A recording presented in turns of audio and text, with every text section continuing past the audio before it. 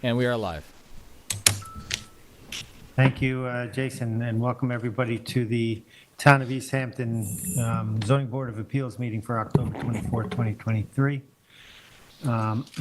We have one canceled hearing this morning, and that is Brett Lascalzo at 149 Mulford Farm Lane in Amagansett, Suffolk, tax map number 300-84-2-7. So I'll move into the first hearing this evening, and I'll read that into the record. The applicant is Russell Moss at 91 South Forest Street in Montauk, Suffolk, tax map number 300-28-9-23. Size and location is 24,665.39 square feet at 91 South Forest Street, Country Club Estates, Lot 20, Section 2, map number 5152, filed on August 15, 1968 in Montauk. The description is to construct a 56.25 square foot hot tub and to allow an air conditioning unit to remain within 100 foot of freshwater wetlands. The relief sought is a natural resources special permit pursuant to 255-420 and two variances of 41 feet and 39 feet pursuant to 255-430 of the East Hampton Town Code to construct a hot tub 59 feet from freshwater wetlands, to allow an air conditioning unit to remain 61 feet from freshwater wetlands, and any other relief necessary. The zoning district is B residence, Zone X flood zone, and the secret class is type 2. Council, do we have proper affidavit of service to posting? Okay, great. And who's Vice Chair? Thank you, Mr. Chairman. This is a picture of the posting on South Forest. This is a corner lot, so it's posted in two locations. Next.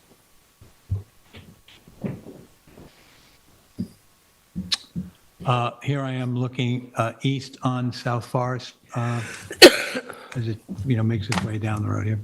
Next, please. And now I'm looking west on South Forest. Next. I'm just turned around. I'm looking across the way from there. Next. Right across the street. Here I am looking up the driveway as you enter the property. Next.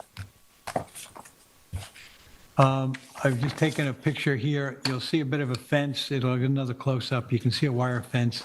That wire fence has been stated will be removed.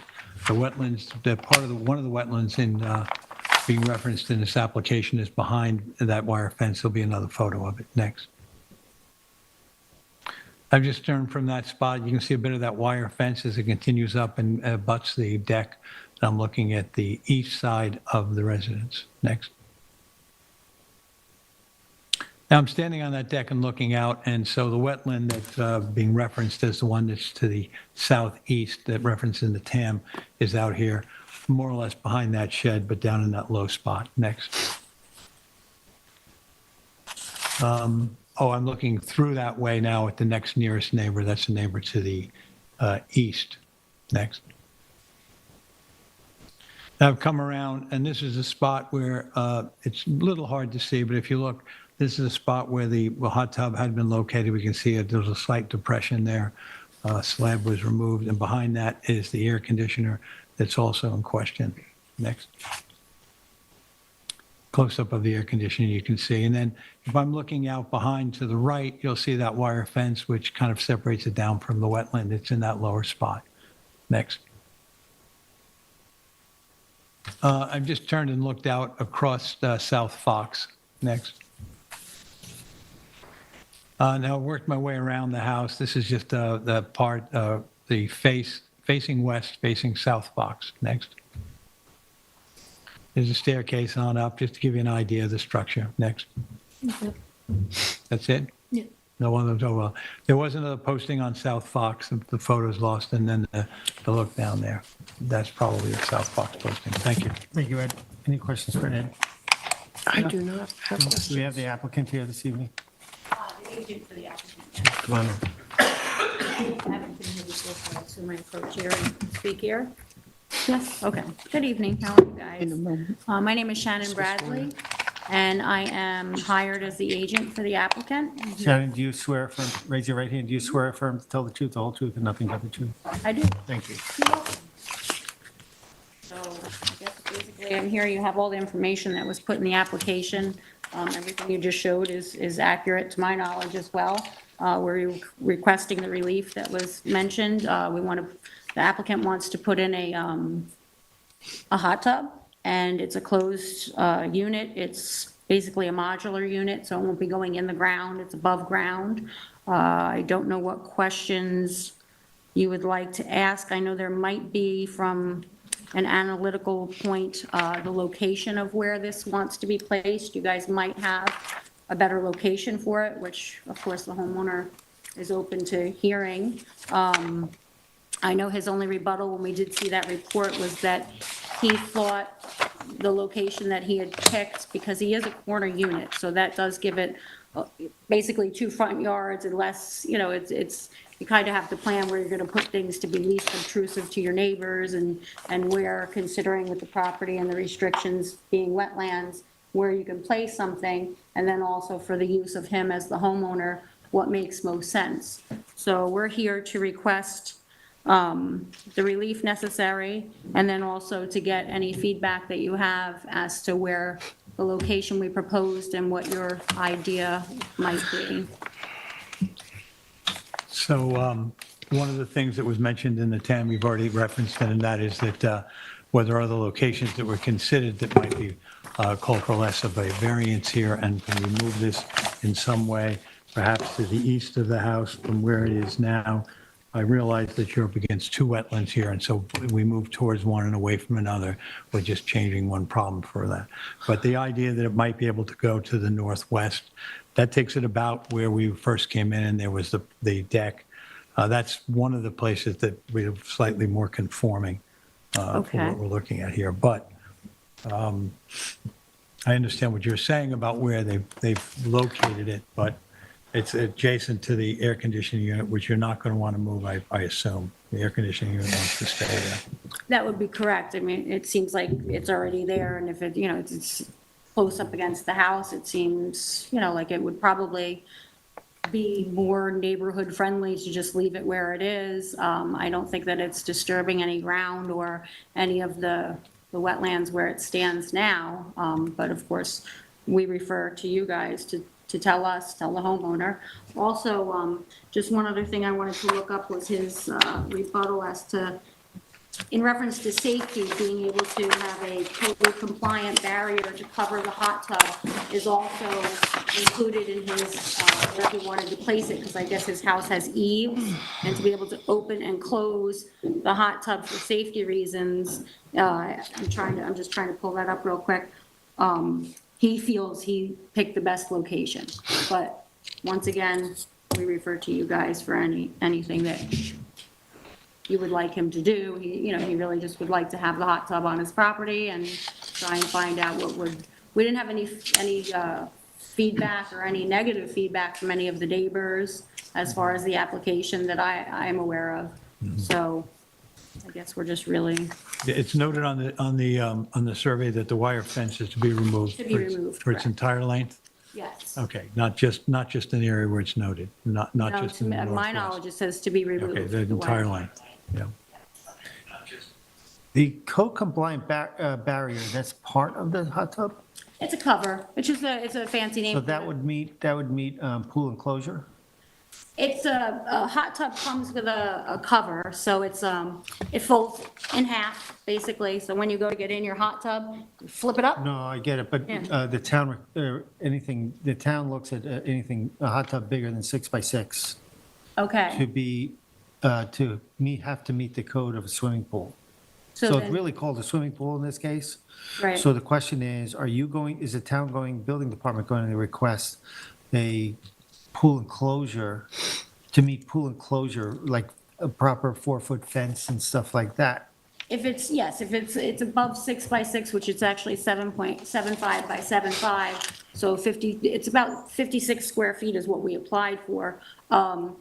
It would need for the building permit to have some type of fencing. So my question there, if that's the case, then you're going to have to come back to us for an NRSP? I guess so, because you know what, they didn't cover that. They told us to remove the wire fence, or someone had proposed that to us. So we've just been going back and forth to turn paperwork in and try to get this resolved.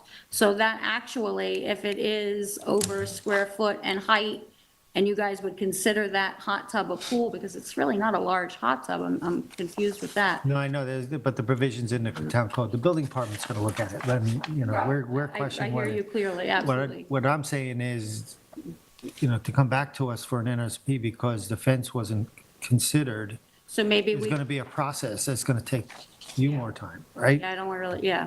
I would say maybe if that wire fence that exists,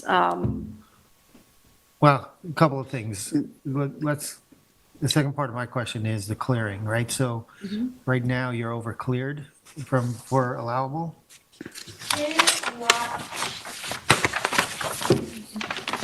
So his lot coverage permitted 4,825 square feet, existing 1,800 proposed, not available, permitted. He is over cleared, existing 17,971, and it says 16,032.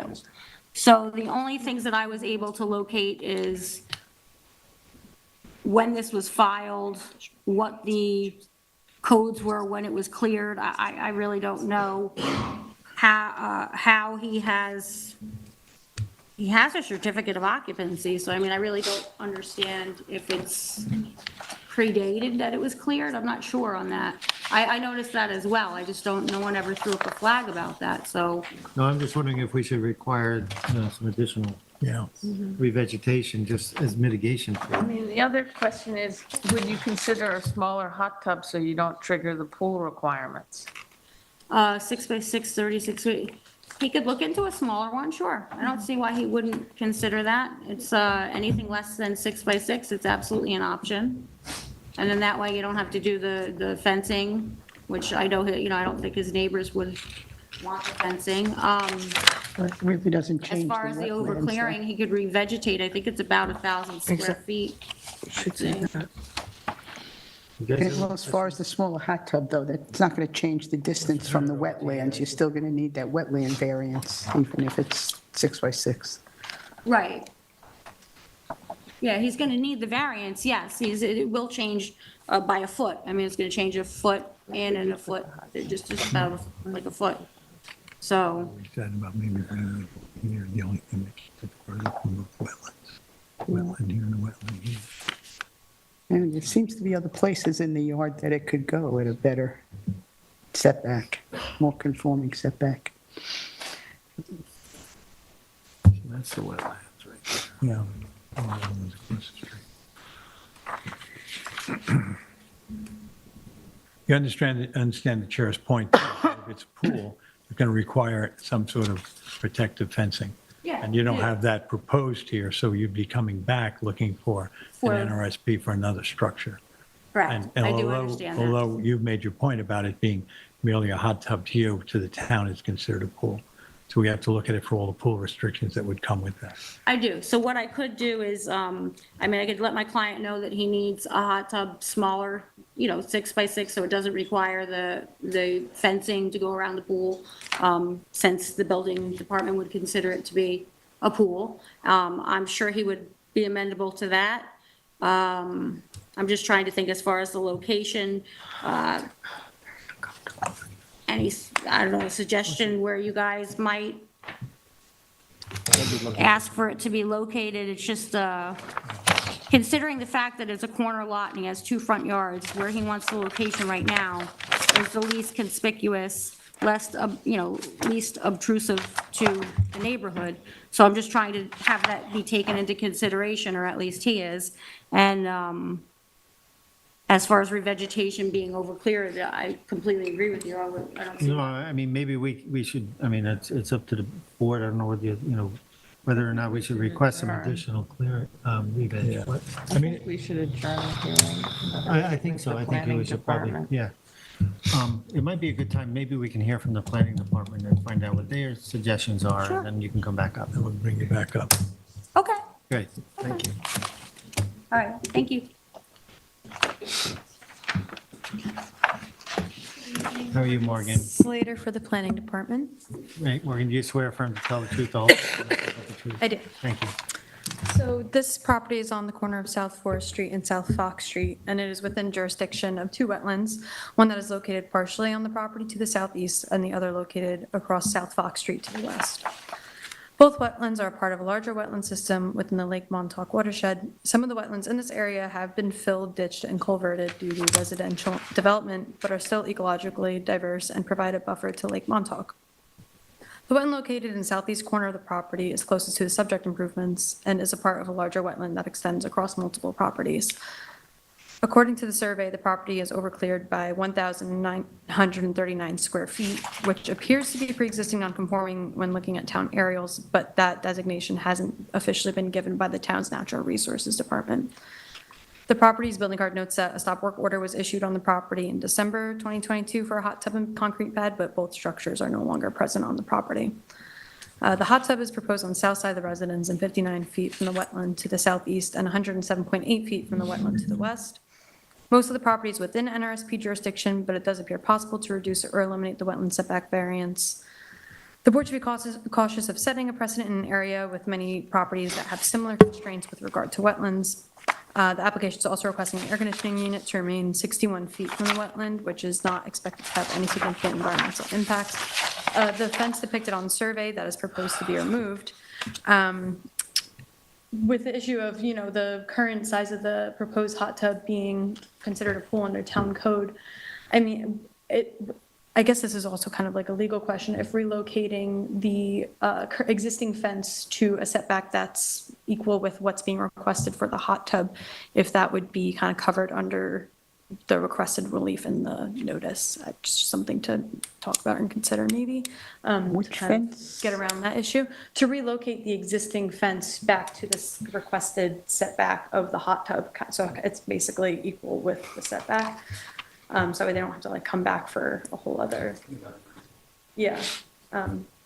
If that's covered under the requested relief, if it's just moved closer, so it has that 59 foot setback that's equal with the hot tub, or where the hot tub will end up being. Did you discuss with the applicant a more conforming location? I haven't, no. Or could I? There is the issue with privacy since it is a corner line and it is extremely visible.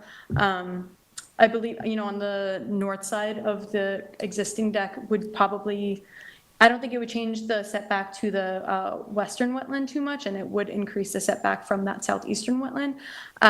It's hard to say exactly what it would decrease it to, but probably, at least a little bit closer to the more conforming 100-foot wetland setback required. Did you consider additional vegetation as mitigation here for that might be a Yes, compensation? definitely, that would be something to consider for the board. If it were to be a revegetation as a buffer to that southeastern wetland, because the other wetland is across the street, I kind of mapped it out. I think it would end up being about a 1,200 square foot reveg, but also I couldn't really find anything on that 20-foot buffer strip, so I'm not sure if that is something that's for road right-of-way, if that would be a part of a revegetation. I couldn't really find anything in the subdivision file about that. So it would end up being about probably 1,000 to 1,200 square foot reveg if it was to be in this area south of the proposed area of the hot tub. Again, it could extend for, this is all lawn here, so it could extend further up also. It would be an option for mitigation. Thank you. Anybody have any questions? Well, back to the fence, when you're suggesting possibly moving it toward where the hot tub is proposed, Yeah, so, just that piece of the fence, Well, and the just rest will be always- coming out still. yes, so that way it complies with the building department's requirements, and we're not requesting an additional setback for there. Just so they don't, put this whole process again for the fence.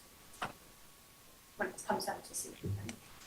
But the only real possible or at least effective place for revegetation here is really to the south and not to the east, because the east is already vegetated hard against the deck and the And house. it's compliant with the maximum clearing allowed for the Yeah, property. would help on the clearing allowance. So I'm just saying that was a possible mitigation for them to bring forward to us to Correct. compensate for the tub. Yes.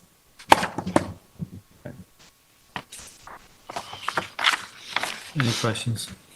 No. Thank you. So where do we go from here, board? What would you like to see? Back up? Yeah, come on back up, Shannon. Thank you so much. What would the board like to, any recommendations from the board here? Well, I think that their thinking on this didn't include what the potential was here, not understanding the 7.5 by 7.5 foot pool would require a fence. So merely suggesting removing the fence that was proposed by the planning department is right, but there would have to be some sort of proposal here to tell us what are you going to do to protect this pool area. We don't have that. And there hasn't been an offer for mitigation either, with planting. So there would have been a chance for a little re-veg here, and that re-veg, of course, is something we always look for in protecting wetlands. Okay, and then one other time, I have received a letter for the pre-existing and non-conforming for overclearing.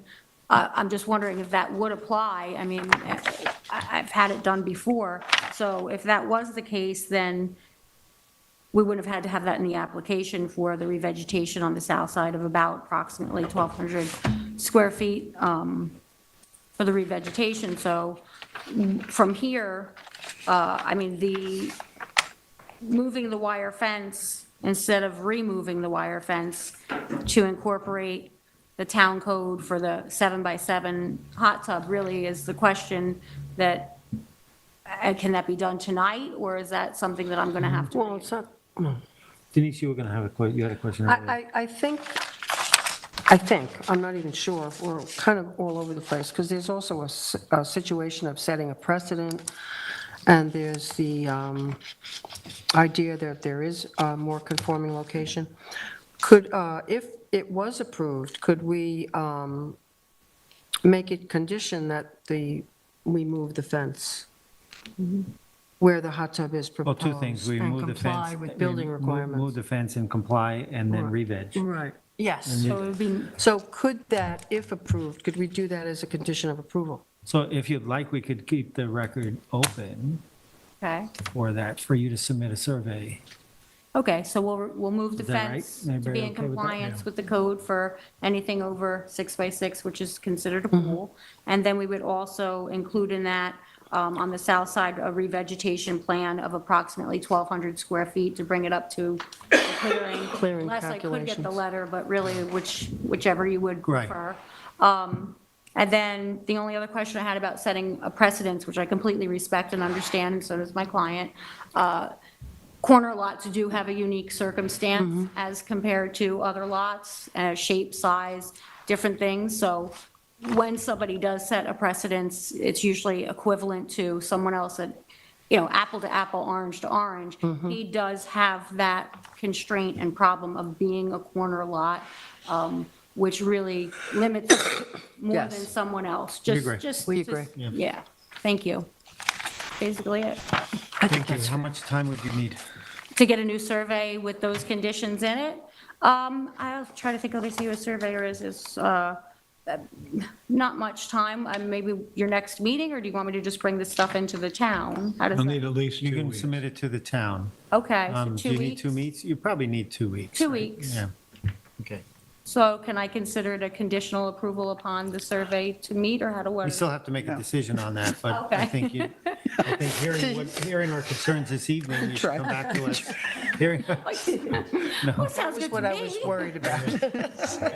If you address the. we should have that revised survey, and then we'll close the record once in 2 weeks. Okay. And then we have a decision to make. Okay, thank you so much. All right. I appreciate it. Okay. I just wanted to clarify the numbers for the re-veg. So the property in its entirety is overcleared by 1,939 square feet, and kind of the general area, when I looked for, I saw for just revegetation for a buffer for the wetland, and it was kind of just in this area that was for people's buffer. So, That's fine. and so if they were to get, a memo from the Natural Resources Department saying that it is pre-existing non-conforming clearing, and, the existing clearing on the property is the maximum allowed, then 1,200 square feet would technically bring them into compliance. But So if there is history, which I'm sure there is with the Natural Resources Department, Would it be appropriate for us to have a letter from them seeing their part in terms of, I mean, usually I mean, that if it's comes, on record, it should be in our file. usually that would come up on the building card. I don't see anything on the Right. building card on it, but, it's always possible. So if there is something from the natural Okay. resources that just wasn't shown on the history, then that should be submitted to the record. Could we do that? Could we see Well, if that's there's anything? depending if they're going to be able to get a letter in 2 weeks, or do we have to Yeah. leave the record Well, open? then? I guess there's kind of two paths. If there is an existing letter already that just didn't come up in the building history, Right. didn't come up in my research, then that should be submitted to the file by the applicant. So we could If that leave it doesn't open. exist, then they should seek out another memo from the natural resources plan. And how long would that take? I'm not sure what their timeline is. I don't think it would take long. If there's a letter, if there's something already in the file, that would just be a submission to us. Well, she said they had something, right? It just didn't come up on the building card, so Right. I can't say that there definitely is something in the history Okay. from the map, from natural resources. But your point you made, I think, is a good one, and that is we're looking for this mitigation, revegetation in areas that's going to protect us from the wetlands. We're not responding strictly to the overclearing number. We're looking to see that area you pointed out could be revegetated. Correct. As long as Ms. Bradley understands that, then we move Yes. forward. Okay. Thank you. Hold up, Sharon. Oh, so I think that's, we're to, who's going to make a motion? I'll make a motion. think Ed- Bradley. Yeah, Ed, make a motion. You want to ask the public? Oh, yeah, I'm sorry. Do we have anybody in the public that wants to address this Harry application? had a question. Terry, go ahead. No, I was just wondering if Shannon's going to provide the natural resources documentation you said you had? Yes, what I'll do is I will go down to the town, and Right. I usually go to the department and ask and see if one already exists for any work or permits that he's already had. Excellent. And if not, then I request it and see if it's non-conforming and pre-existing. They look it up, and it usually, it usually can be done in 2 weeks. No problem. Okay, Thank you. great. Thank you. Thank you. Matt, is there anybody on the phone? You have 0 callers. Thank you. Go ahead, Ed. Okay. Then in the application of Russell Moss at 91 South Forest Street, Montauk, Suffolk County Tax Map 300-28-09-23, I'd like to make a motion to close the public hearing, but to leave the record open for an additional 2 weeks to allow for the submission of a new survey. It's November 7th. And documentation from natural resources if it exists. Documentation from Natural Resources. Thank you. Second. Concur. I concur. Concur. Thank you. Thank you, Shannon. Next, we have Thomas Muse at 27 Hopkins Avenue, Montauk, Suffolk Tax Map number 300-51-1-10.8. The size and location is 12,056 square feet at 27 Hopkins Avenue. Part of Lot 15, part of Lot 14, Surfside Estates, Block 357, filed 7/8/1949, map numbers 6,090 in Montauk. The description is to allow an outdoor shower, pool deck, wooden structure, bin, and fence to remain approximately 138 feet, 107 feet, 100 feet, 93.5 feet, and 51 feet from a freshwater wetland where 160 square foot pond and, and a 160 square foot pond to remain approximately 13.1 feet from the front yard lot line and 73 from the freshwater wetland. The relief sought is a natural resources special permit pursuant to 255-420 of the East Hampton Town Code, and 4 variances are required for this application. A front yard variance of 16.9 feet pursuant to 255-1110 is required to allow the pond to remain 13.1 feet from the front yard lot line where 30 foot is required. Wetland setbacks of 49 feet, 27 feet, and 6.5 feet pursuant to 255-430 to allow the fence, pond, and bin to remain 51 feet, 73 feet, 93.5 feet from a freshwater wetland where 100 foot is required, and any other relief necessary. Zoning district is B residence, zone X flood zone, and the secret class is type 2. And council, do we have proper affidavit of service and posting? Great, thank you. This This is is me. Terry. Okay, this is the official notice and posting. It was I like the Halloween. posted, and very festive for the Halloween. Yeah, okay. Next. I don't know which one is scarier. You know, these photos go, they go back a couple of weeks, let me see if I can remember as we walked around. Well, this is the main entrance. Directly back there is the garage with the studio above it, the artist studio above it. Next. This is a shot looking northward on Hopkins Avenue. Next. And this is a shot looking southward on Hopkins Avenue. Next. Where am I now?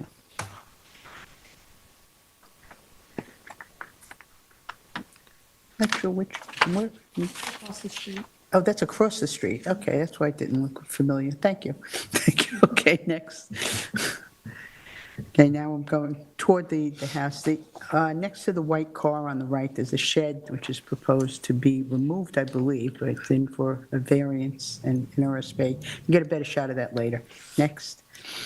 So now I've turned, this is the pond, where that hose is, you just see some water behind it. This is the pond that's in for 2 variances for front yard setback as well as net wetlands setback.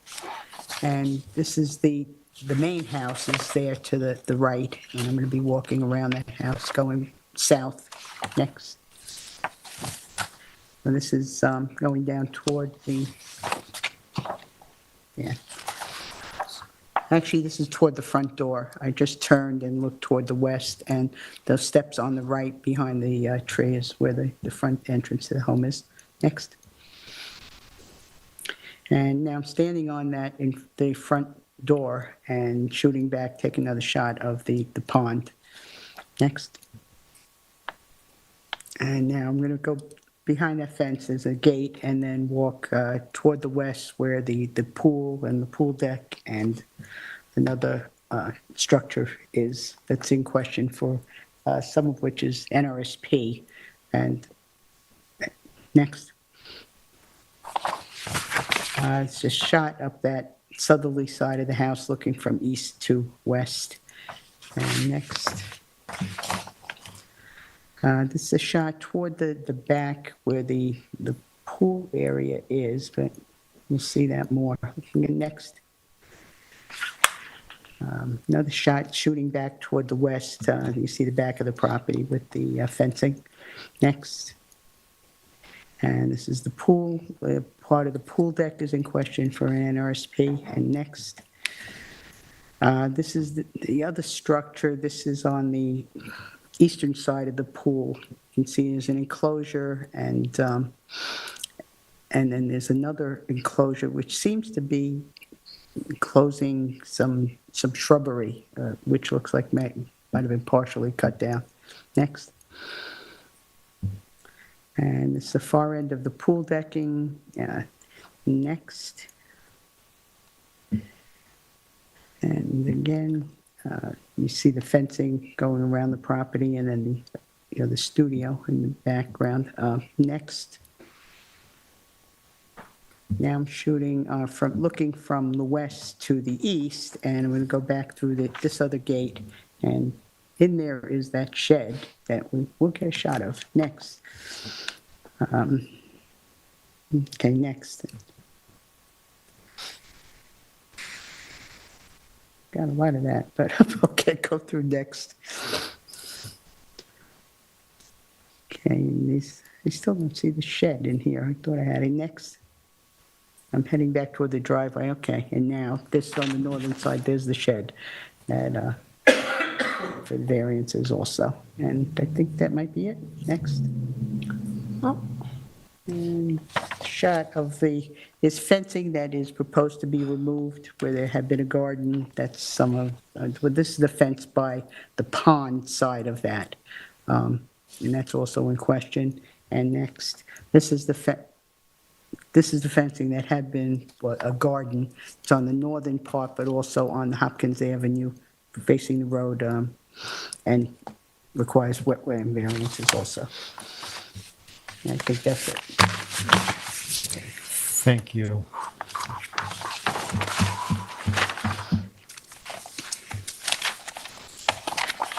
Applicant, Tom? just want to confirm, guys, the survey that we're looking at is the 10-10-22 survey? I I have, have, yeah, I think that was. I think that's the latest survey I have on. Yeah, we received it October Updated 17th, May 9th, 2022. 2019, updated survey, added wetlands. 10-10-22. 10-10-22, okay. Yeah. Okay, thank you. We're good. All right, Tom, introduce yourself. Thomas Muse, 27 Hopkins Avenue, Montauk, New York. Thomas, you swear to tell the truth, the whole truth.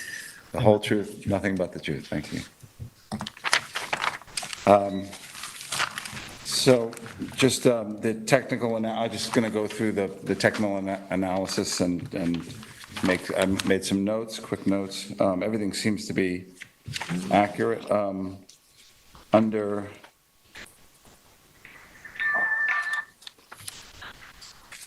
On page 2 of the analysis memo, paragraph, under planning department analysis recommendations, paragraph 1. The one thing important to note is that most of the variances requested are across from an asphalt paved road. The wetland is to the east of the property.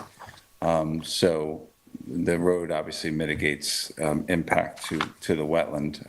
I have 20-foot wide asphalt road between the wetland that's impacting the various requests here from the road. So I just wanted to make that point. Closest improvements. Paragraph 2, there is a mischaracterization. There is a, going back, just to describe the pond, it's half pipe drip line off the gutter, there's a large overhang of the house. The whole drip line, 360 degrees around the house, so all the roof water drips down, but it's not plumbed to dry wells. It's actually drips down to a drainage canal that has half pipe that's all drained down to that wetland. There is, because I thought that we might want to keep some fish there maybe, so there is a small permanent pool in the deeper part of the wetland, a liner. So I've had fish there for about 10 years now. One goldfish that my son used to have that escaped, made it into the pond, and now it's been living there. So it's a viable habitat. There was some concern under paragraph 2 of the planning analysis that the creation of the pond could have impacts to the species in the wetland across the road. But there is no erosion in the pond. There's no silting that has crossed the road. The pond was a low point in the original landscape design, so I just took advantage of that and crafted it as a drainage swale. It does take all the rainwater and bank injects the rainwater as it ponds in the pond. The pond drains slowly over time. Again, it doesn't go to zero because of the liner that I have in the bottom of the pond. I fill the pond with garden hose water maybe 4 or 5 times a year during the dry times of the year, just to keep the fin fish that are there alive. And that's how the pond functions. So I don't think I've ever seen it overflow, which would be towards the east. Again, to get to the wetland would need to cross the road. So, Okay, how deep is the pond? is there a square footage characterization of the pond? 160 square feet. 100. Okay. That's good. No, how deep? I mean, Oh, how deep? Oh, deep, Oh, I'm yeah. sorry. 15 inches, something like that, 14, 15 inches. Yeah, it's very So very it's shallow. shallow. Very, very shallow. Very shallow. Yeah, it looked very shallow. That's why I Yeah, was it's very shallow. surprised you can say see it. the bottom of it, yeah. And the Believe it, fish survived the winter? The fish, yes. I do have a little heater, though, to vent off the gas, so I'm into my aquatics. I've had good luck there. Okay, it's just moving on to paragraph 3 of the planning analysis. There was a question, nothing in 3 to address. 4, the bin. The bin is referred to as shed. is really just a garbage shed. It's only this tall. It does have some proximity to the wetland.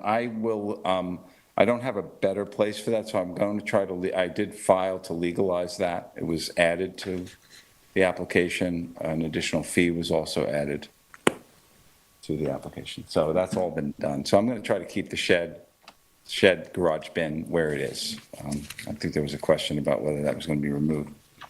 So we're going to go for that and see if we can get relief for that bin. 5, the pool fence. I guess there was a question whether the pool fence is a full code-compliant fence structure, and it is. It's fully surrounding the property. It has, I'm sorry, Tom, Has did you 3 go before self-closing ARB for that? I'm sorry? ARB approved that, or do you have to go before? No, them? I didn't have ARB. It's under 5 feet. Oh, It's okay, at 'cause I 5 see feet. 8 Yes, feet. it's at 5 feet. It was mentioned that if, there's a question in there. Okay, So, no, there was no ARB approval. Nothing involved, I had okay. never applied for that. There are outswinging gates with pool code compliant hardware, self-latching hardware, all properly installed, and it's been there for a long time, since it was open. So I think that was just a question as to whether that was a compliant structure. So I don't know how I would need to produce more information. I mean, I can testify that it's functioning, but I think you were out. I don't know if you looked at the pool latching and all this The stuff like latching. that. Not That's the really, building didn't department's examine. Yeah. Department, responsibility to yeah, check that. yeah. Yes, that will be an inspection, so they'll come and vet that. But for your benefit, I would like to say that the pool code latching and all the pool fencing components are compliant with New York State law and town code. I guess there was a question about the pool. The pool and pool deck were slightly modified during the construction process. The relief I initially got for the pool, I reduced the pool size by 148 feet of the square feet from the original granted variance, which was 648 square feet for the pool. So the pool got reduced from my original granted variance and permit. The shower, moving on to questions about the outdoor shower and the drainage. I guess it was just missed, but if you do look at the survey, behind the pool, it does say dry well. If you can, here, right here. So that's the dry well.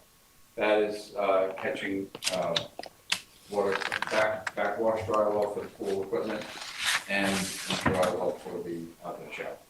That's a question.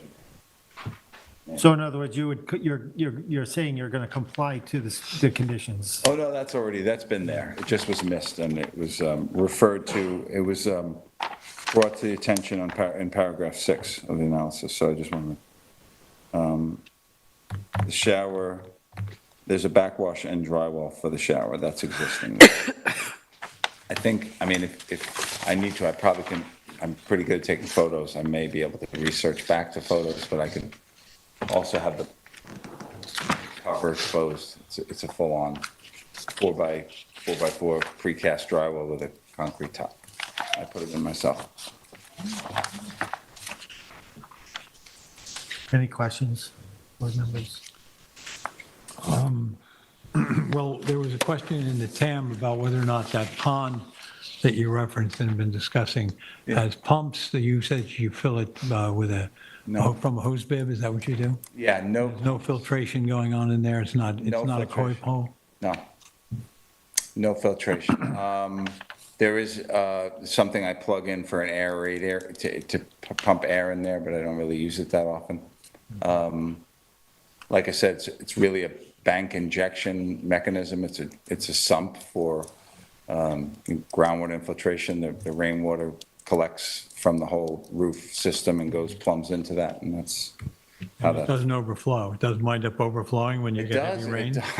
it doesn't. It's leaching, above the You permanent do have a pool. liner in it, isn't that what you said? I have a liner just in the bottom of the most of the bank and sides of it are unlined, so that's where the water just perks into the ground. Yeah.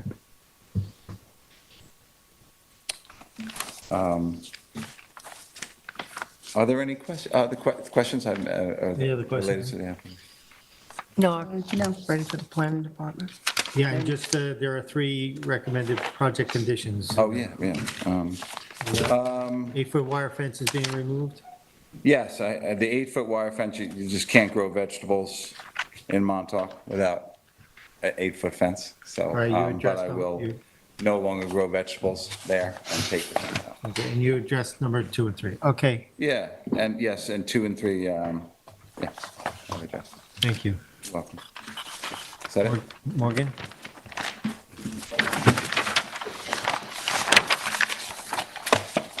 Morgan Slater for the Planning Department. So the property is located on the west side of Hopkins Ave, and it's part of the Surfside Estate subdivision, which is an area known to have chronic drainage problems due to residential development encroaching on the wetlands. There's a wetland to the east, which is closest to most of the improvements made, and is part of a larger wetland system found to the north, which helps mitigate flooding from stormwater runoff, as well as providing habitat to wetland-dependent plant and animal species.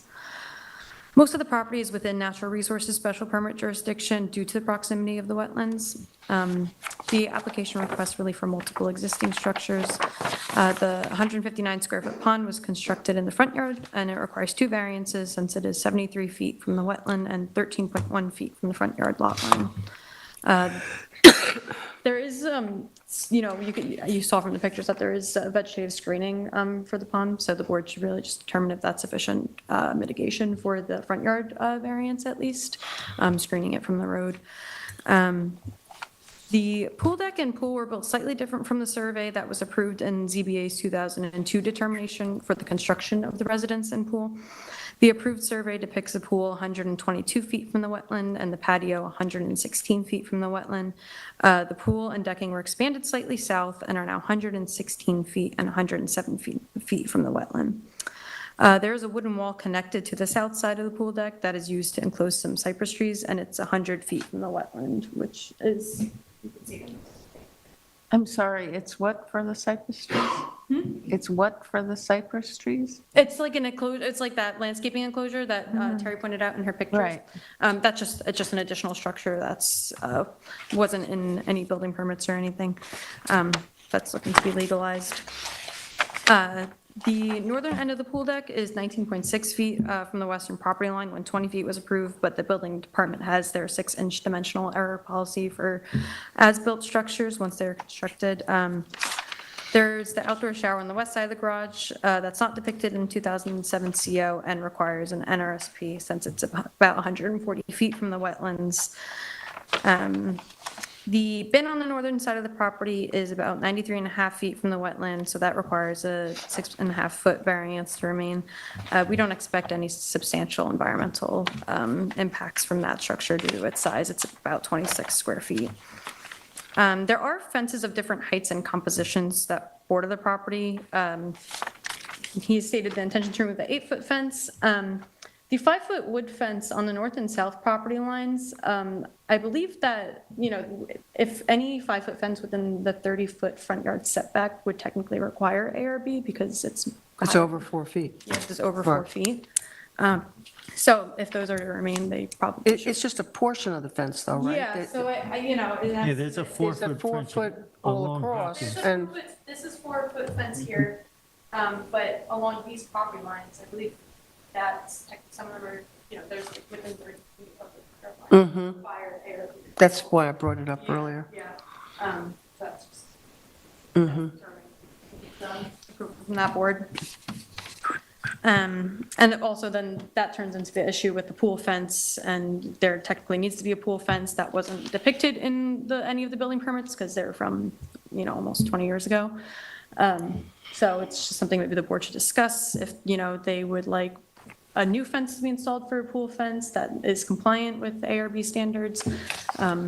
or if the current fences are to remain, then they would need to go to I that. thought applicant testified that he was pool compliant. He said that, but I'm not sure it's true. But the 5-foot, they're not shown on any of on the CO or any building permits, the fences, so. I'm confused. So he might be using the property line fence as pool compliant? I think if it's 4 foot is the. Is the minimum, is the, Right, yeah, that's is the fine. requirement. Yes, 4 foot is the minimum, so technically, but the 5-foot fence within the portion of the front yard, I believe, would require ARB. It would. And No, it's not that's, we shown. agree with that, Yeah. but I don't think we would request an additional fence for pool. No, I'm just saying if we would rather that be replaced, or it's really up to the applicant, I guess, if he would want to pursue the ARB approval for that 5-foot fence, or just replace it with a 4-foot fence that's compliant instead of going to the ARB. Yeah.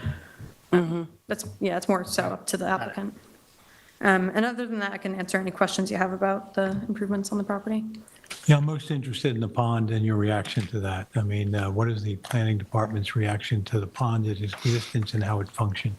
I mean, I was looking for, in my research, I was kind of looking for a precedent set as far as ponds being granted variances from wetlands. And I don't know if you recall the Agello application.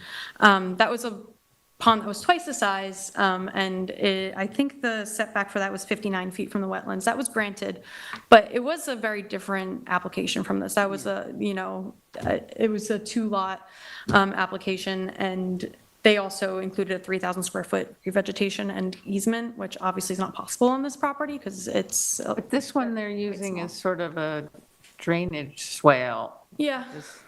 So, which makes it different than that application. yeah, I mean, typically, we recommend just using dry wells and leaders and gutters for drainage from the house, from any structures.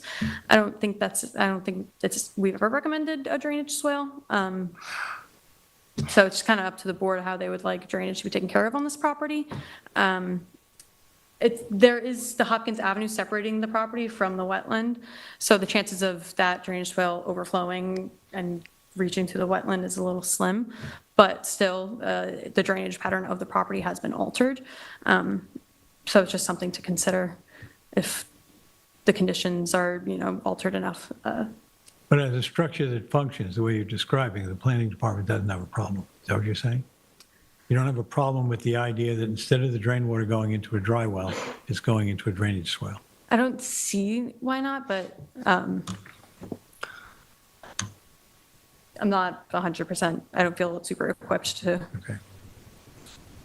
that. Just typically the precedent set by the board is just Right. dry wells. Okay, thank you. Any other questions? No. No. Thank you. Oh, I'm good. You have any, is there anybody in the public who would like to address this application? Matt, is there anybody on the phone? You have 0 callers. Thank you. Thank you. With that, I think we can probably make a motion. The application for Thomas Muse at 27 Hopkins Avenue in Montauk, tax map 300-51-1-10.8. Make a motion to close the public hearing and the public record. Second? Concur. Concur, thank you. Thank you, Tom. Next, we have Lance Sutter at 57 Harborview Lane in Spring, Suffolk tax map number 300-57-4-10.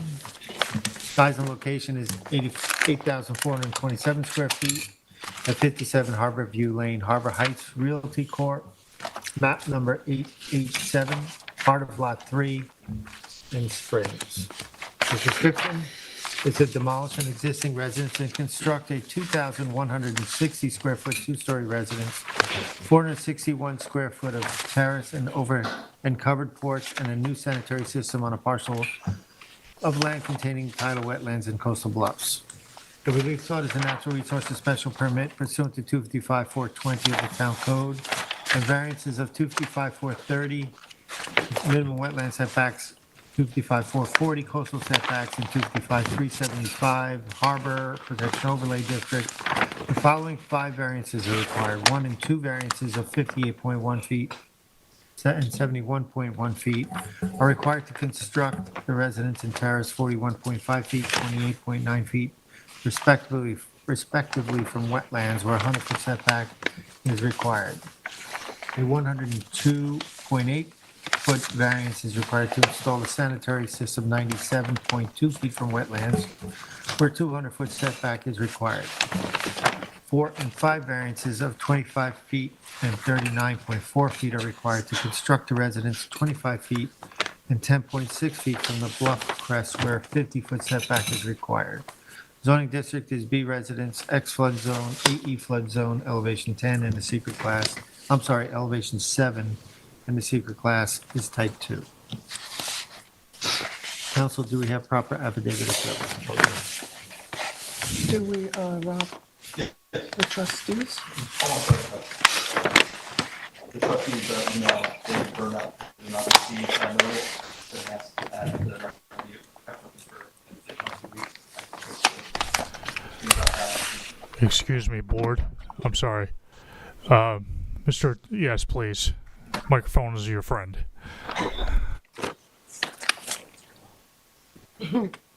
Oh. Is he hooked in? No, Is he not plugged in He's either? not even, I don't have anything.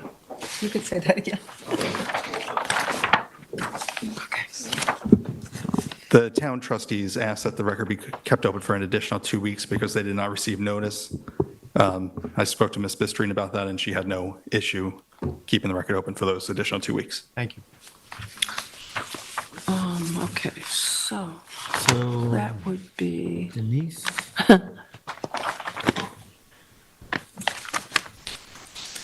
okay. This is the official notice that was properly noticed. This is as soon as you pull onto Harborview Lane, I'm literally getting out of my car, so this driveway is very small, and the residence you're looking at is, as Chairman Deline already noted, is going to be demolished. I believe it's about 1,600 square foot house right now. Next, please, Brian. This is a shed. Again, as soon as you walk into the property, it's would be to the right of the dwelling, and I believe that's going to stay. I'm not sure. I know the house is going to be demolished, but I'm not sure about the shed. Next, please. This is literally their backyard. This is the end of the road where they live, and this is actually 3 Mile Harbor. Next, please. This is the terrace. It has slate patio throughout the entire property, and toward the rear there, you can see some retaining walls, which do exist throughout the property because this is a very steep property, and I'm sure they've installed those for control of water runoff. Next, please. This again this would be the outside shower, and again, this whole area is covered in slate. And next, please. Just wanted to give you, again, this is going to be completely demolished. I'm just giving you a visual of what the house looks like right now. Next, please. This is toward the rear of the residence. The steps there lead up to a deck that's in the back of the house. Next, please. This is a picture of the deck. That shadow you see is me, and actually behind me is 3 Mile Harbor. You're literally right there. And this is, I assume, going to be removed as well. Next, please. This is approximately 180 linear feet of floating dock. And this is a good example of how the property slopes down. And of course, you're looking at 3 Mile Harbor. Next, please. Just another, I'm taking it again from the deck, looking out, just trying to give you a different visual from a different side. Next, please. I think this might be a duplicate, but this again is a picture of the outside bath shower. Next, please. Just another visual of the linear deck. Next, please. This is very pretty property. It was heavily vegetated, and I wanted to give the board a sense of what exists there now. Next, please. This is what you're looking at when you stand at the end of their dock. Next, please. That would be Mendelman's, I believe, marina that you're looking at there on 3 Mile. Next, please. This is as you get in the driveway and enter the property. This is a rock, this is a wall that is there, and again, I'm sure it's there to retain water runoff because the property is very steep, and throughout the property, there are steps to go down to get to the next place because it is a very steep property. Next, please. Another example of the steps that are, these would actually lead down to the rear of the property. Next, please. Again, the vegetation that's on the property and some of the trees are very, very old. Next, please. This is actually where you enter the front of the house. This is, again, going to be demolished. Next, please. Again, these are steps leading down to just a vegetated area. Again, though, this really gives you a good example of how steep the property actually is. Next, please, Brian. I went, down the road, and these are houses right near this one. And the next couple of photos will give you an idea of the character of the neighborhood. Next, please. And these are neighbors directly on their street. So next, please. I think there might be 2 more. You can continue, Brian. And I think that might be it. Thanks, Brian. Thank you. Britton?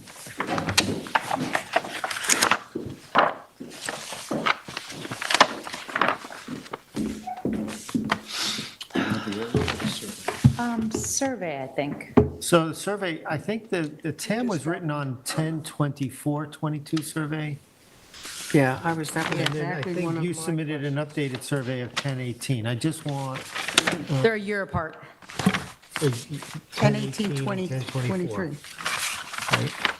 I had this conversation too this morning with Samantha. We were going through the file together. So I think the recent one, the 10/18, is your recent submission pulling back some of the things. So I just, board members, if you want, maybe you can have the 2 surveys so you can see what the difference is.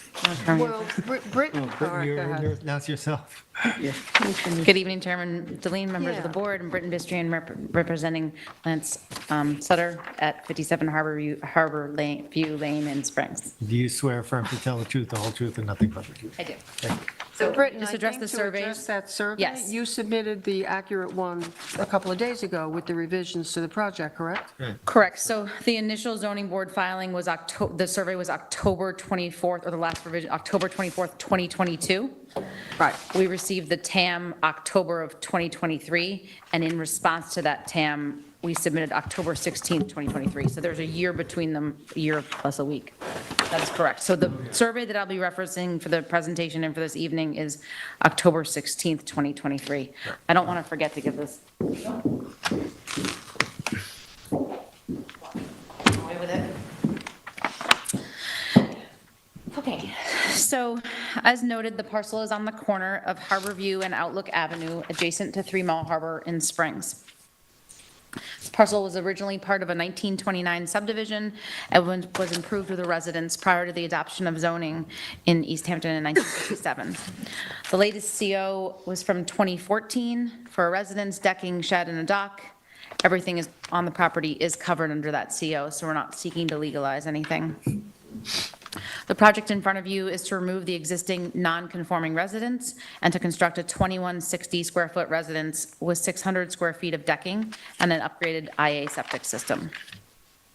We received, as I noted, the technical analysis memo earlier this month and felt that although I don't like submitting new surveys before the hearing, I did want to, Brian brought up some very valid points, and I did want to address those, and I felt that many of his points could be easily addressed, and that it would be easy enough to walk you through what those changes were this evening.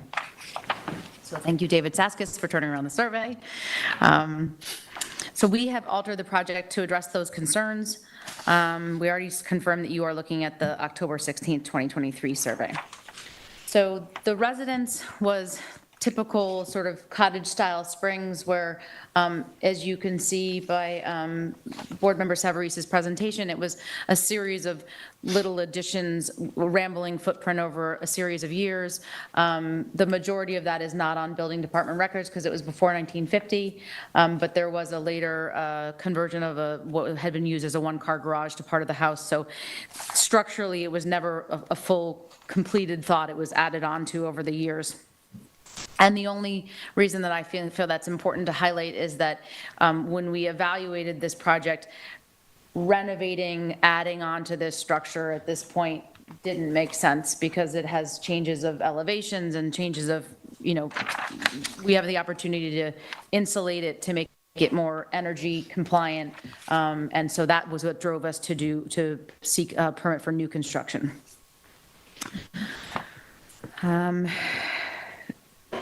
When the house is completed, it will be 2160 square feet, which is a modest living size with 3 bedrooms. The technical analysis brought up a few comments that we integrated into this latest project scope. There is a legally existing freestanding deck in this location here, it's dotted in gray. It's significantly seaward of the existing residence. It's about just over 350 square feet.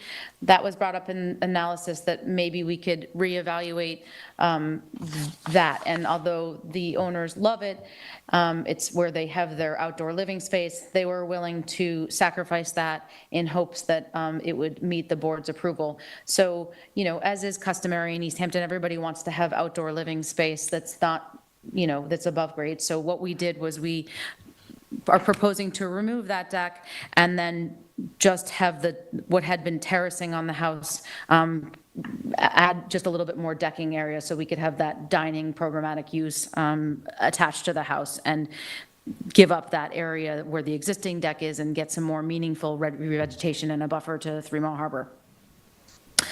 That keys into the next point was that from the 2022 to 2023 project, we have significantly increased the revegetation as much as you can on a parcel of this size by that area at 3 Mile Harbor, and as well in the area of the IA septic system that we'll be installing.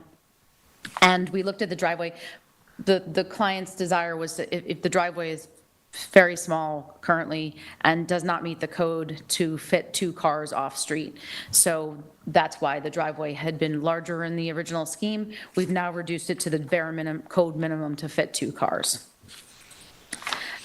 which is about 144 square feet smaller. And those sort of highlight the changes that were addressed as part of the memo. There had been a question about the setback. We did have David Saskis. This parcel, if you look at the property lines, they're not parallel. So when we took a dimension string at the location of the house, we did find that the property was eligible for relief setbacks for lack of depth. We'll be happy to have David write a sentence or have the building department, and however Brian wants to handle that. We think we did it correctly. We'll note that there's no area on this parcel to which to build anything that wouldn't require a variance. Although the variance request itself is self-created, we feel that it meets the standards and it's the minimum required to meet the applicant. In addition, the owner has agreed to significant areas of revegetation, most notably, bless you, a buffer at the wetlands where none exists, removal of the legally existing freestanding deck in the area of the new, and the revegetation at the new septic system. Note that by moving the residence off the property line, because we're moving the residence to the south, we are removing 2 non-conforming conditions, the property line setback as well as a pyramid violation. Both of those are cured with this new construction. If we were to rebuild the existing improvements on the property, the existing terracing, the existing house, the existing shed, they'd require twice as many variances as this project in front of you requires. And I just want to highlight one thing about the variances. It's a little funky the way we do it in East Hampton, where you're building a house and the wall of the house at its closest point to the wetland is a variance if it's under 100 feet. And then you also require a second variance for that same location of that same wall as it relates to the bluff crest. So on an application such as this, the house needs 2 variances to stay in the same spot. The deck needs 2 variances to stay in the same spot. And the only reason I point that out is that it looks like there's a lot of variances, but they're duplicate. So when I looked at the existing house, it was twice as many as would be required for this. So I thought that was interesting to highlight. All in all, I think this is a reasonable application for a waterfront house of a modest size in East Hampton.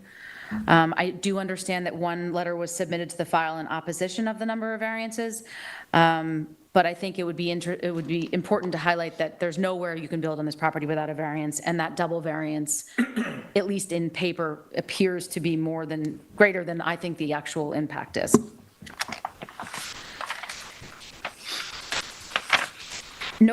So I think this project has significant environmental benefits. The increase in square footage, we are removing that shed, so we're not proposing any accessory structures, just the house, the deck, and the septic, if that's an accessory structure.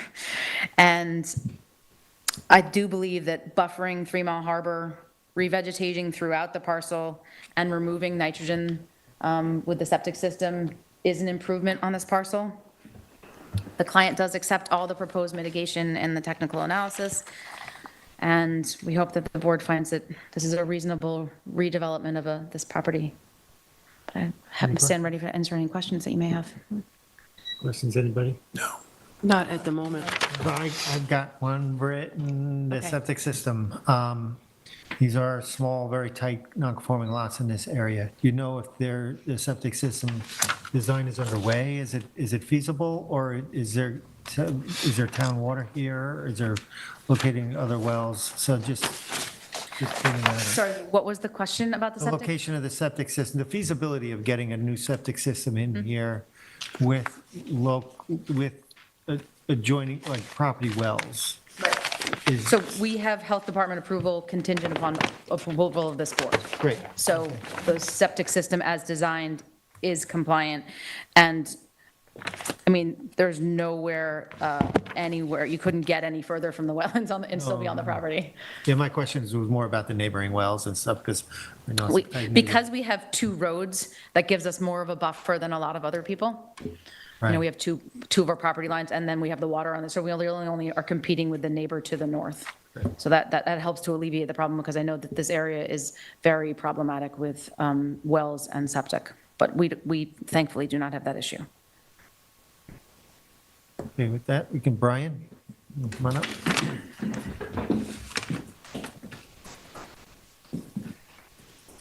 Good evening, Mr. Chairman, board members, Frank from the Planning Department.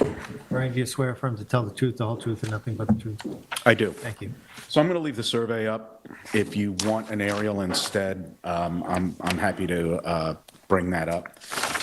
This property is located in the northeast portion of 3 Mile Harbor. It's not quite the Maidstone area, but it's pretty close to it. It is on the corner of Outlook Avenue. Outlook Avenue is characterized by small lots by today's zoning standards, substandard in size. And the conditions on the subject property are similar to the properties on the north. I think you might have gotten an impression of that from Member Savarise's photos. They're characterized by properties that are improved. Most of them have docks. None of them, I don't believe any of them meet wetland setbacks, except maybe some newer construction there, but the older properties don't. And many of them don't meet some of the modern dimensional setbacks like side yard or pyramid, and you can see where the neighboring property, the neighboring house is to the north of the property on this one. So that's the character of this neighborhood. You know, one of probably the biggest challenge of this property is its small size. It's an 8,400 square foot lot total. That's less than half of what's required in our least restrictive zoning district, and an even smaller fraction of that for the A residence zoning district that the property is located in. That small size and the proximity of the shoreline does make it pretty much impossible to have a conforming building envelope for a sanitary system or structures relative to wetlands. This property does have a short bluff on it. So that is another variance. Not every, obviously, harborfront property does have, what would constitute a coastal bluff under the code.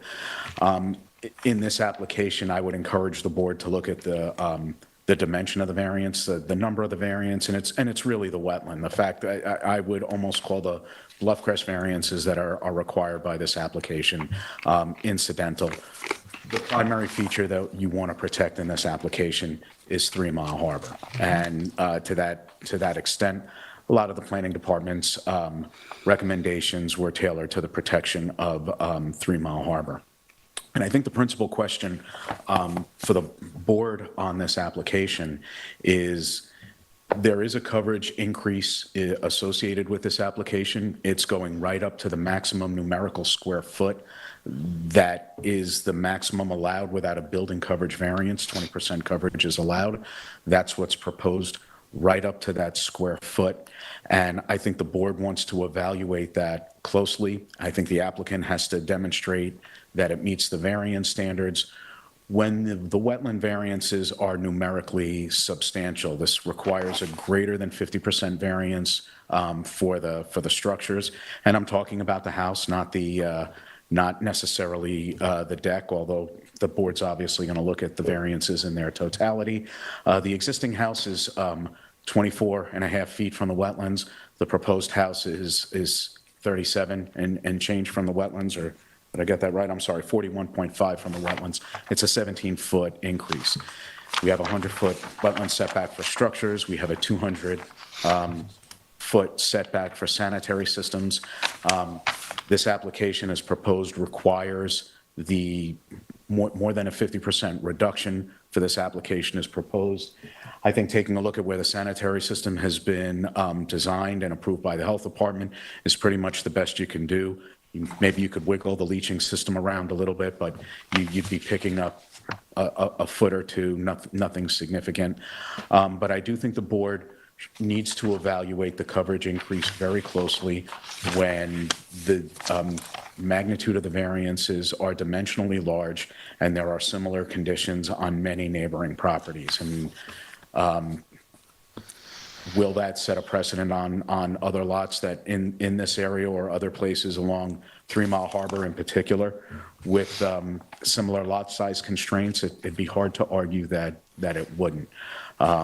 So I think that's something that the board has to evaluate closely, and the applicant has to make the case that this meets the variance standards of the town code. This is a steeply sloped property, and that is why it is, so much of the property is probably tiered the way it is to have level outdoor usable areas. Our driveway, the town code says you need a driveway that's large enough to fit 2 cars. It doesn't have a minimum square footage associated with it. A driveway that is located farther to the east, as far as possible, is better for the harbor because of the slopes associated with the property. You can fit 2 cars on the driveway now, and I think that's something that the board should take a look at. It definitely improves the application to include the deck among the demolition activities. I'm presuming the slate patio that's on the north side of that deck, that's right up along the property line, is included along the, included to be removed with the existing improvements, but that really hasn't been specified in the application. Yeah. And tonight would be a good opportunity for the applicant to do that. In terms of the lack of depth, the 4/10 rule is pretty black and white. We have a built-in reduction of side yard setbacks for lots that don't meet minimum lot width, and minimum lot width is defined in the code. The problem with the 2/10 rule as it applies to depth is that we don't have a minimum lot depth in our dimensional regulations, and the eligibility for the 2/10 rule does need to be determined by the building inspector, and that's probably the best way to handle the eligibility for that reduced setback. There is public water on Outlook Avenue. I'm nearly 100% certain about that, Mr. Chairman. You had mentioned that in the sanitary design before, and I think if they have health department approval contingent on NRSP, that's kind of reflected in that. There was a time when, before public water was available in Outlook, that locating sanitary systems was a real exercise in the traditional checkerboard. Because of the small lot sizes, because of the shallow freshwater lens here, I've seen a lot of properties with design challenges to meet the health department separation between sanitary system and potable water supply wells, and I don't believe that's the case anymore. I think that the buffer that's proposed is not ideal, but again, you're dealing with a constrained lot in terms of both its depth to the water as well as its overall square footage. And I think getting vegetation up to the top of the crest, the way it's been added by the applicant, is good. Not to have surface water runoff run through native vegetation and the root system associated with it, and to have the leaf coverage to prevent splash erosion in heavy rain events is an improvement over the existing conditions. But I do think the elephant in the room is the coverage increase, and that's something that the board needs to scrutinize closely, and the applicant should address to the best of their ability tonight. And beyond that, if I can answer any questions, I will. Questions for Brian? I'm good. Barry? Are you good, Terry? Yeah, I'm good. I'm good. Thank you, Brian. Anybody in the public like to address this application? Matt, is there anybody on the phone? You have 0 callers. Thank you. Thank you. Come on up, Brittany. Britton, if I could, just in light of the coverage and all the things we've just addressed, it is a harbor protection overlay district, and also it's in the coastal erosion overlay district. I just wondered, is there any plan to eliminate some of the slate walkways? Because they're on the Correct. north side by the... Reference the survey, there's just the proposed walkway, there's just the walkway that's on the south side of the residence and leading to the west, sort of T-shaped on the survey. That's the only Okay. walkway that's proposed to remain. The walkway at the deck, if it's not, it should be hashed in gray. I think it's really busy in that area, but that entire area is to be removed. So that slate that exists in the proposed terrace and on the other side where the outdoor shower is, that's all going to be removed? Correct. Okay. So let me just address the coverage issue, because I think sometimes, again, like the double variance, the nomenclature is a little tough. The maximum lot coverage, saying it's 20%. I think it's interesting, I think it's very important on a lot of this size to highlight that the existing lot coverage is 200 square feet less than what we're proposing. We're proposing a 200 square foot increase, and total lot coverage is 100 square foot increase. So the percentages in numerology appear to be much larger. Yes, it's the maximum, but it's 200 more than already exists, and there's a balancing act to be had here.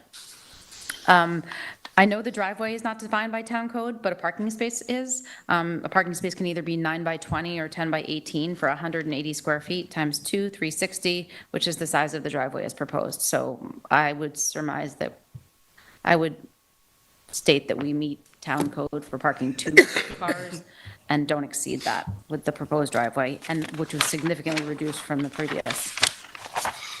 One other thing I wanted to make sure that was clear is that the existing residence is not FEMA compliant, and this is FEMA compliant, which is important for coastal resiliency and for insurance and all those other benefits. So that is also a benefit to the applicant. Just a note, Britton, on the recent survey, you actually reduced the size of the driveway. Is that Correct. right? That's correct. Yeah, I you gave, said Or the parking. you reduced it 144 square feet. Yeah. the bare minimum, and then revegetated in the area that had been proposed previously for that driveway. Yeah.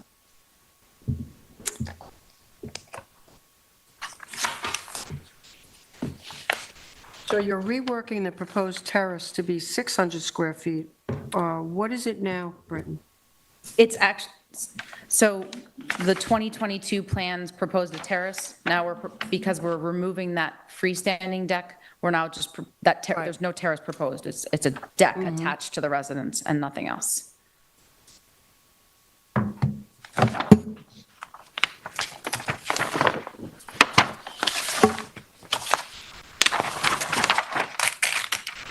Is there a table of new variances? Did you submit that?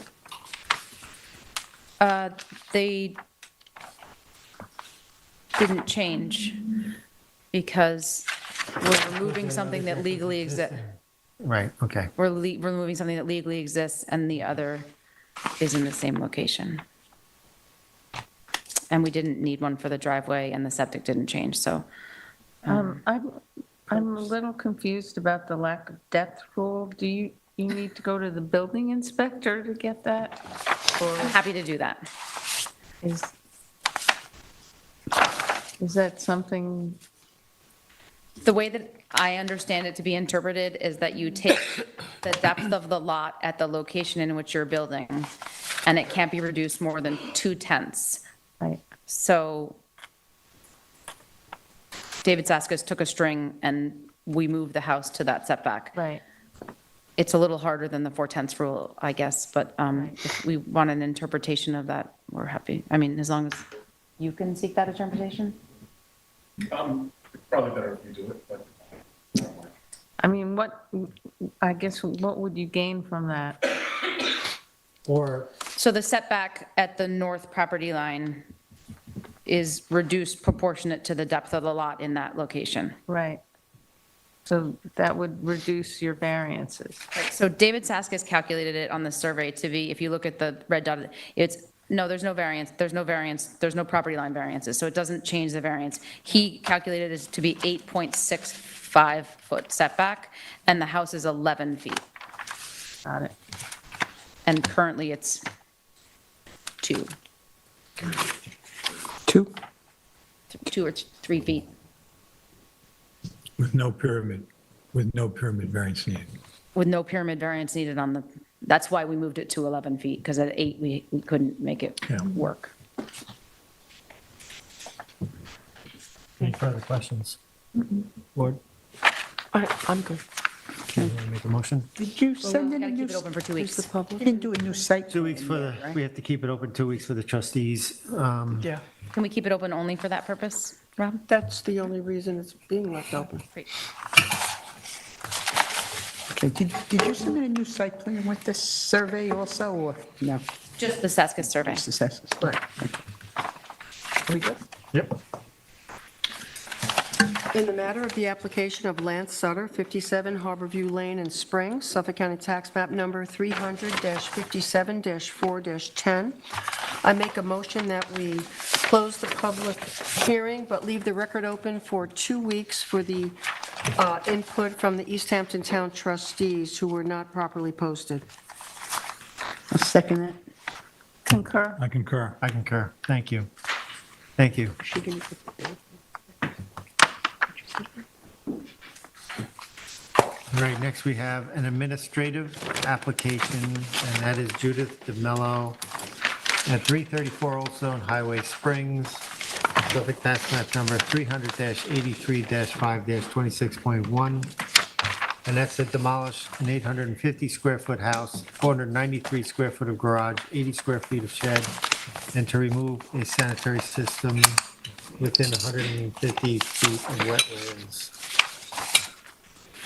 I believe this is a CPF purchase. Yes, it's basically just a demo for the town to purchase I don't the understand land. this one.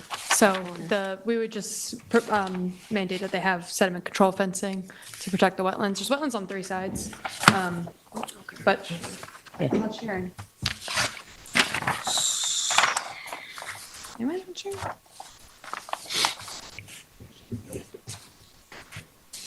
Okay. There's wetlands on three sides. They're over here, and then over here. So it's basically just for the town to acquire the property after the demolition of the structures. I was Yes. wondering. It's a I purchase, so was they're wondering they're clearing what the was property. happening. Yeah, it's, Answered my question. How big is, It'll be a house without a septic system. I was very confused when I read that. I was like, wait a minute. how big is the lot? is Just for information. 40,150 square feet. Significant. You could see the structure a little bit more clearly here. So it's, the clearing line's basically all around the property line, so we would just implement sediment control fencing for the demolition process. I certainly have no problem with this, I don't either. I don't I do either. not either. Oh, okay. so we can have a motion. In the matter of the application of Judith Amello, 334 Old Stone Highway in Springs, Suffolk County Tax Map Number 300-83-5-26.1, I make a motion, we approve the application going administratively. Second. Concur. Concur, thank you. We have next post-hearing decisions, and I'll read one, and that's Lisa Levitin, 3 Squires Path, East Hampton, Suffolk Tax Map Number 300-157-3-17. The size and location is 20,150 square feet at 3 Squires Path, Fox Hollow Estates, lot number 27, map number 5173 in East Hampton. The description is to allow a 630 square foot, one-story addition to remain as constructed within side yard lot line setbacks. One variance of 1.3 feet of 255-1110 of the town code is required to allow the addition to remain 13.7 feet from the western side yard lot line where a 15-foot setback is required and any other relief necessary. The zoning district is B residence, zone X flood zone, and the secret class is type 2. This was in my purview, so I'm going to start off with this. The hearing was held on September 19th, 2023. Project is to allow 630 square feet addition, and I'll just quickly go through right off the bat, I think this is a de minimis request. The application was in need of a side yard setback relief.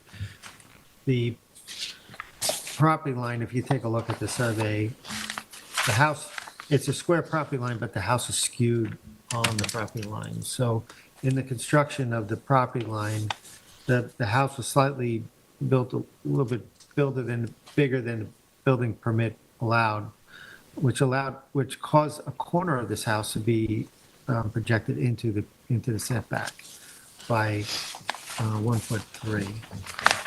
It'd be noted that the typical allowance or that a town would give would be a 6-inch. So it even makes the request even more de minimis from that. So with that, I'm gonna vote to approve the application, but I just want to go through the variance standards for that.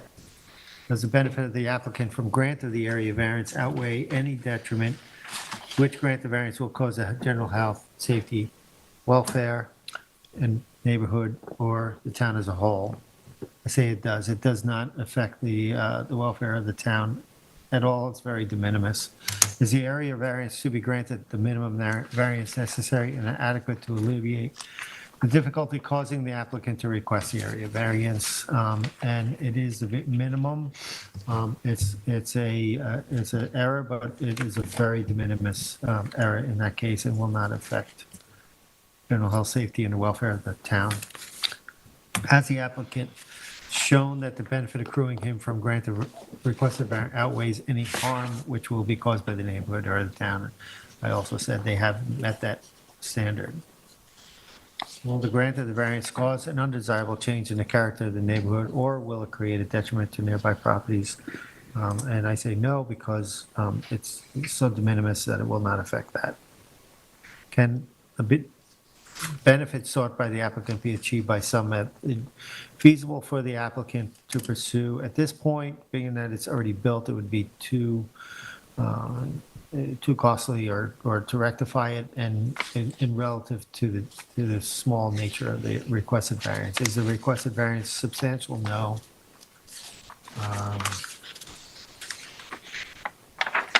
And is it self-created? Yes, it is a self-created, but it doesn't have any bearing on this application, this case. Who wants to go next? I'll go next. I agree with Chairman Deline. I think this is a very de minimis request. There will be absolutely no environmental impacts as a result of this. It is in compliance with 255-1110 of the Town Code. The only note I wanted to make was there was a neighbor who objected. I apologize, I That's can't correct. remember her That's name. One Squires Path. Yes, and she seemed to be, just against the application. But maybe as a condition of approval, we could maybe maintain the screening along that side that affects her. But other than that, I'm in agreement, and I'm approving this application. Can we, What do you think about that? I don't know. Yeah, we talked about was that the that. affected neighbor, or is that the opposite neighbor? She I was One think it Squires was Path, I don't The know. affected neighbor. Where is what? I don't have my paperwork, but I think even the technical analysis memo said either put additional screening or maintain what's there. And I think if we maintain what's there, that's sufficient. Right, but Yeah. typically. She was going to covenant that. She But was what- willing That's to fine, do but that. she's like a covenant, but I think it'd be cumbersome to have the entire property line covered. You No, I actually think said, you what's actually said that Yeah. night that we I would. think what's we would- actually there should just be maintained. But we also talked about if it's a covenant that from the point, the closest point, to extend, a minimum amount each way, 6 foot each way, to allow for that. I corner. would say that's fair. Yeah, that's fair. Can, That was the only thing I had to add. Great, you thank you. want to know where One Squires Path is? Yeah, Sure. all right. If that's the affected neighbor? It's okay, we're going to Yeah, go with it. okay, okay, all right. Go ahead, Terry. So we wanna- Okay, well, I agree with my fellow board members. I don't know if we want the dates received. We have plans from Smith and Thompson Architects that showed the plans. We received that on 10/20/22, and the survey was dated 8/24/2022. And I really have nothing else to add. The plans had called for 16 and a half feet, and the builder did 13.7, bringing it, that corner into the setback. And it's a 1.3 variance. I agree with my fellow board members completely. That's de minimis. I approve the application. Thank you. Yeah, I'm going to agree with my fellow board members. Two small points. One is that we noted that night that it's not the entire length of the structure, it's just a small triangle, so that it's a very little bit, a point that sticks out. And I think that a case could be made that it was, in fact, an honest builder's error here. I think that the applicant in this case just assumed things were correct, found out during the C of O process that it wasn't going to work. And again, what was just mentioned about the vegetation, it was noted that night that that property, the most affected property line was heavily vegetated, and we've already discussed the fact that we would then ask that a certain amount of that be covered in the future. But I'm willing to agree with this. Thank you. I have nothing to add, except that I agree that it's a de minimis and almost honest error. And if we put in the qualification about screening, I can't see how the neighbor can complain. Agree. Yeah. Thank you. Counsel, we good? You are good. Yes. In other decisions, we have Doggo LLC at 234 Old Montauk Highway, Montauk, Suffolk, tax map number 300-87-3-8. And it's a request to keep the public record open until November 10th, 2023. Can I have a motion to keep the public record open? Is that you, Terry Dogo? I can make it, I don't care. Aren't you? For the matter of Doggo LLC, 234 Old Montauk Highway, Montauk, tax map 300-087-3-8, make a motion to keep the public record open until November 10, 2023. Second? Oh, go ahead. Go ahead, you can have Concur. I second, yeah. it. We like it. I'm sitting next to her, so. Does that We have the matter? draft, Look at it like that. draft minutes of October 17th. Yes, I read the draft minutes, and they were wonderful. So I make a motion to approve the draft minutes for October 17, 2023 for the East Hampton Town Zoning Board of Appeals. Thank you. Council, did you want to address the board on Wickapog? Yeah, I have I had emailed the resolution authorizing the settlement of the Article 78 action. I believe everybody had the opportunity to review it. I do have copies of it here, if you need the You did? copies. And then there was also an email that Member Severs sent out that, Oh, yeah. Yeah, We'll we'll talk address that, about too. that. okay, Well, did they come down on the GFA at all? Yes. They did? yes, How much? to 4,700. Yeah, then how much was that? It was from From 5,900. 59, okay, all right. I mean, I reviewed it, I'm okay I'm with okay it. with it. I mean, I'm, I reviewed it. I mean, Did we check it on is what that? it is. Yes, I fixed it. So we Seems just like the reversed them? best we can Okay. do. Do we need to adopt that yet, or you have to write it up? Do we I wrote it. adopt it, or? Oh, so it's written, It that's is right, it written. is written, I'm sorry, Yeah. but so then we need a motion to adopt it. Correct. So can we have it, so we have the text message? You want to do it, or you want me to make the Go motion? ahead, Terry. I like it when you do it. In Terry. matter of the application of Wickapog Realty 1 LLC, Suffolk County Tax Map 300-007-03-05, I make a motion to approve the resolution to authorize settlement for, is that how I say it? Okay, I make a motion to approve the resolution to authorize the settlement. Second? Concur. Concur, thank you. Okay. Council, we have, you want to address to the board the request to reopen the record for, Frolic. Well, just to talk about it. Yes, so there was a request made to reopen the record to allow some information in that was obtained after the record was closed from the Natural Resources Department. And that would, in order to reopen the record, that would require a unanimous vote of the board, and then we'd have to give notice to the applicant that was, all right, I think that request came in from Member Severus. You wanna- Okay, you so wanna I address the board? kind of just want to explain to the board how this happened. I'm only bringing this to you because I believe in full transparency. So 2 days after this public hearing, I think it was October 19th, I'm not sure, but the public hearing was closed and the record. I received an email from Natural Resources regarding Frolic and with attached documents. So I reviewed them, and I just looked at it at first, and I realized I was the only member getting them, and I actually looked at them, and one document is actually very relevant. So what happened was Mark Abramson was watching the public hearing and felt that certain things were said that weren't really properly represented. So I immediately called Rob Connolly, and we talked about it. He has the submissions, and he told me the process and told me to bring this before the board. Now, one of the reasons I'm bringing this before the board is I think one of the submissions is a definite nexus to the public hearing because it addresses one of the direct questions that Chairman Deline did ask. The other issue I have is, and this is a process problem, when it comes to clearing variances, the Natural Resources Department isn't really routed. According to them, they never get anything. And they have a lot of history on this property, and their input, I feel, is important. And having looked at the documents, it's simply a situation where we'd open the record for a day or two, they'd submit it into the record. It would help with deliberation. So it's up to the board. I think it's info, the board, I think it's important, so it's really up to you as to whether or not you think this is important.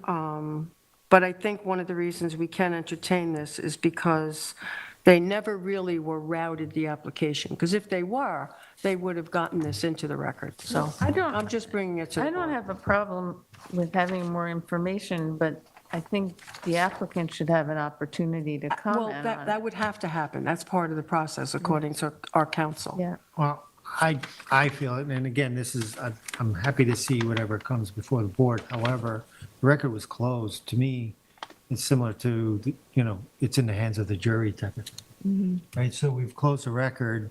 The town is part of the action, and the town has a responsibility to defend the action.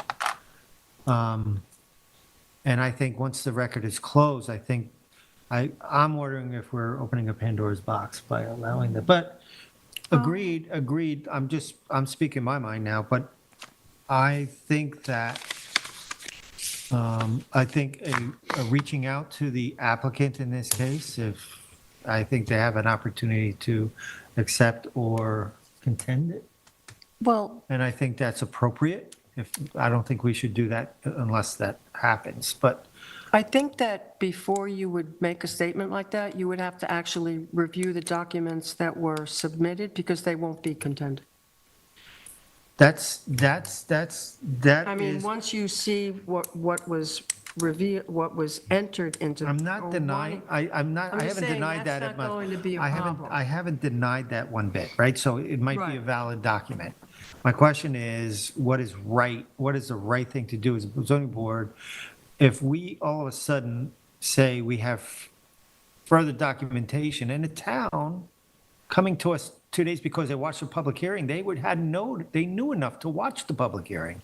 So they know enough to go into the public records and seek out public, especially when it comes to water recharge overlay, because it is that department that provides over it. So my feeling is, and I don't care, whatever happens, it doesn't matter to me.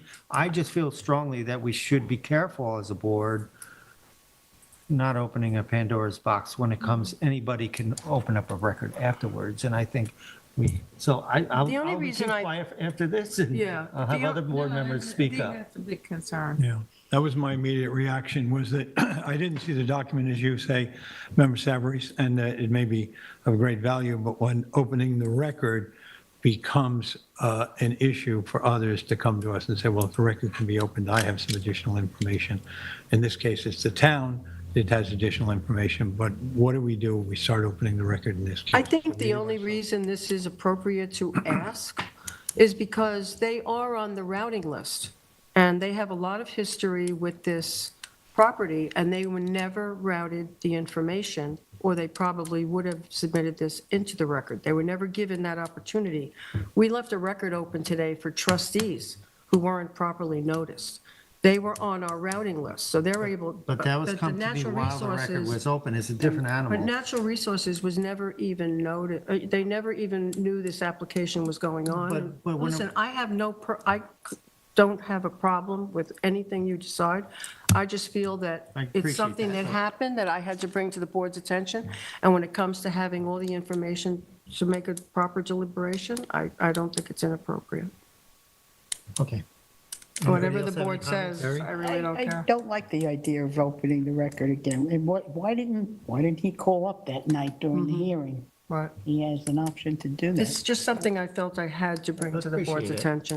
What would, We would have loved to have it Especially during when I the proper had- protocol. Especially when I was the only board member Wouldn't be it was another sent hearing per to. se, but it would be, But, You'd have to give them the Counsel, opportunity to can I ask respond. you how you feel about this? I mean, is this an Yeah, no, inappropriate it's- request? No. I mean, I don't want to tell you how I feel about it, because that's Right, really no, not no, my but legally, role. I mean, But legally, I mean, just what I laid out would be the board would have to vote unanimously to reopen the record, and the applicant would have to be given notice to be able to come in and respond to the materials that, you want to have inserted into the record. Should we take a You want to make a motion on the vote? What do we do? I mean. I had to bring it to you. I mean, it's a matter, as a board Right, it has to be- I decision, can tell you, I'm not going to be in favor of it. Yeah, Well, so, it has to be unanimous. well, then it's not going to happen, but Deal. it's still something I felt the board needed to know about. well, I just want to say, I think you did, in my opinion, you did the right thing. You did the right Yeah. thing. You absolutely the right thing, Really because I feel think it's very unfortunate that information that might be critical to our decision-making is not available to us. But I am as worried as the chair is that we start opening up closed hearings and we give ourselves a lot of potential problems in the future, so. I'm against doing it as well. Thank you. Joan? Okay. I think Joan agrees. You want to vote or say something? It's hard. It's hard because Yeah. I feel like,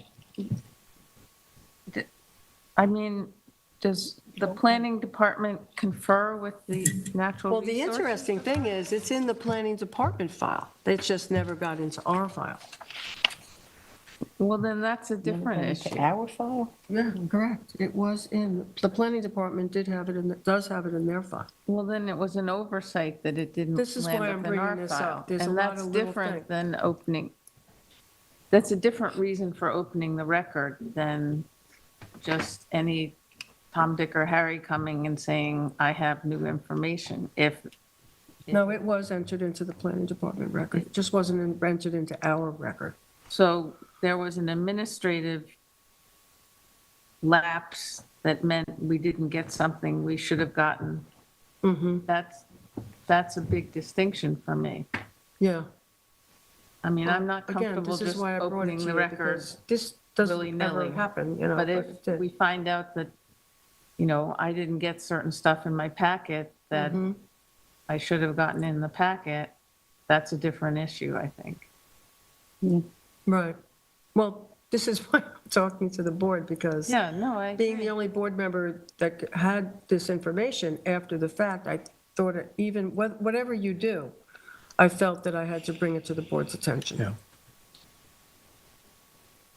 I think that any supporting evidence in a case is important to have. And I would love to have it. My question is it appropriate at this point? I mean, Tough one. we Tough can one. almost, It's a tough one, but if, That's why I didn't want to make this If- decision on my own. No, you, like. You know what I mean? Vice Chair says you're like doing tonight right then, with you're the doing right then. surveys, I don't have the current survey, so I have to go look. Maybe I didn't include it in my packet, but, it just seems like if you're missing a piece of information that we should have had, that's a distinction from opening the record for newly discovered evidence. I'm going to say this, if there's anything that I think the evidence should be made, presented, I don't want to see it if it's going to, if the record is closed and we're not going to accept it. I don't know what it is, but I think it should be presented to the applicant if we're going Absolutely. to, and let them make a decision whether they will Well, accept. and when I spoke it with to be counsel, accepted or Rob not. Connolly, that is exactly what he said. Like, So, I whatever the mean- board decides, the applicant. I think it's And in the there. applicant probably already does have this document. So, I mean, that's a decision that I think the applicant needs to be on board with. So are we letting the applicant decide this? Is that what we're Yes. saying? It's going to go to the applicant if they'd like to see it submitted? Or are they I willing to? think let they it have a go? right to contend it. Okay. Yes, you could put it that way, but I don't think it contended. No, the evidence you might not think the evidence is contendable, but I think the applicant has a right to contend it, being put into evidence. Am I right? Yeah, what you might want to do is send the document to the applicant's counsel, let them know this document was omitted from the file, and ask the applicant if they wish that it becomes part of the record to assist the zoning board in making its determination. Right. If they say no, okay with then you that. have to discount Okay it with that completely. process. I'm okay with that. So, okay, everybody okay with that? I'll be okay with that. Derek? So what are we doing? We're just notifying them we're not Who's going opening to the send it, record at Counsel? this So point? are I you don't- able to see it too? I mean, you're submitting it to the agent for the applicant, obviously. Right. I think But at the same time, is that also going to be sent to the I think- board at the I same think time? I think if the applicant does not want it included, he does not want the board prejudiced, then you have to discount that document right? in your deliberations. So I think it should come from council to council. Yeah, I can Yeah. call, I can call. Thank you. Yeah, you can do that, okay. I like that better. I like that better, too. Good enough? Because I don't want to see it. if everybody- Thank you for hearing me out, because it's never really happened before, and I needed your advice. All right, Vice Chair? Okay, I'd like to make a motion to close the Town of East Hampton public hearing, Town of East Hampton Zoning Board of Appeals public hearing for October 24th, 2023 at 8:30 PM. Second. Second, concur. I concur. Concur, thank you. Thank you.